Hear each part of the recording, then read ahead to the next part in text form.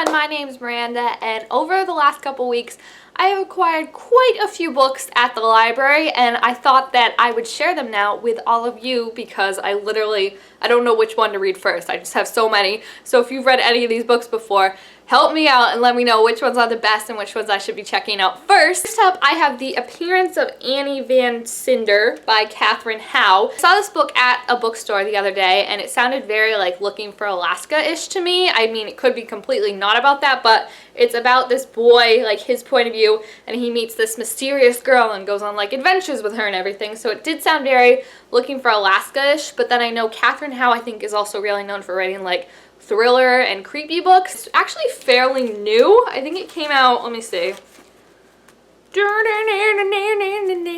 that a hand? That's disgusting. Really excited to read it and get around to it and see if it's as good as I think it is. Also by Katherine Howe, I have Conversion, which is a super creepy book about this town in Massachusetts. It has a bunch of girls in high school mysteriously falling ill to this illness that no one knows what's happening. And the main character, Colleen, is reading The Crucible as an extra credit project, and she starts to know some startling similarities between The Crucible and what is happening now in her town with the girls. And I'm really excited to read this. I think it's going to be super creepy and I can't wait to start it, even though it's probably going to creep me out to the point where I can't sleep without 50 nightlights. So bring it on. Continuing with the very creepy theme I have going on that's unintentional, I have The Sacred Lies of Minnowbly by Stephanie Oakes, and I've seen a lot of people talking about this on Goodreads and on BookTube. It's about a girl who doesn't have hands, and I think this is a book you're supposed to like go into it not knowing a lot about what's happening, but it's basically about a girl who was in a cult that managed to get away. Now it's like working with the FBI investigators to find these secrets, and she has things that she's not telling people, and I think it's really creepy.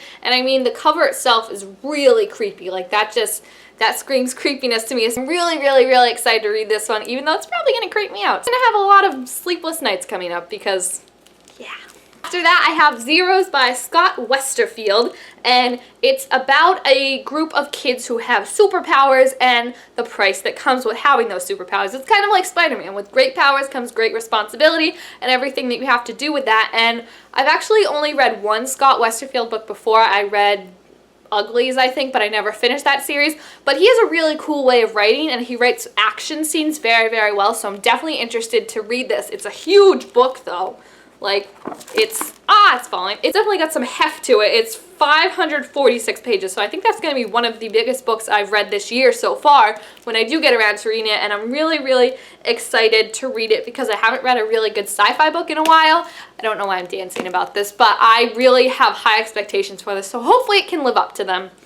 Hopefully. Alright, we had a little break from the creepiness, but going back to it now, I have Blood and Salt by Kim Liggett, I think is how you pronounce it, and this on Goodreads was described as like Children of the Corn. It's about this girl who follows her mother to a community and finds out that there's some dark and sinister secrets abounding it that have been going on for generations and generations, and I'm super excited to read it. Like, this cover creeped me out so much, and I knew I had to read it. I haven't heard too much about it, which I'm kind of intentionally trying to do because I don't want to spoil it for myself, and I don't want to really like hear if other people liked it or not, because I don't want that to ruin my reading for books like these. I just want to go in and see if I'm going to be scared or not, but I definitely really have high expectations for it. And I have a book by one of my newest favorite authors, and that is Famous Last Words by Katie Allender, who wrote Marie Antoinette Serial Killer, which I absolutely loved. And this is another murder mystery kind of book, except this time the murders are being staged like famous Hollywood murder scenes. So I'm really excited to find out what this story is going to be like and if it's going to be creepy or not, and I'm so excited to read it. After that, I have a book that I'm actually reading right now, and that is The Scorpion Rules by Erin Bow.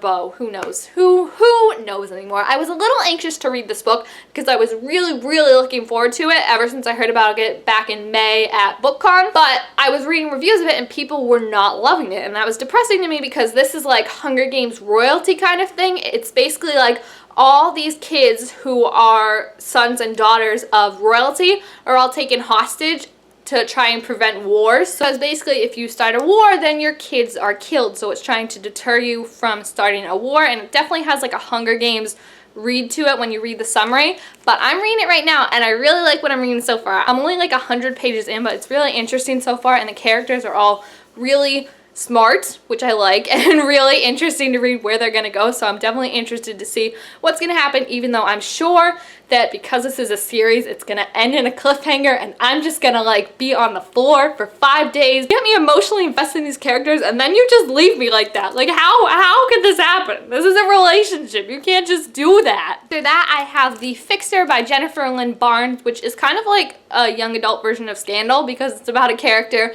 who can fix your problems for a price. Like, I'm really, really interested to read it because I feel like it's gonna be really like cat and mouse and conspiracy and secret filled, and I'm so super excited. Jennifer Lynn Barnes has written so many books.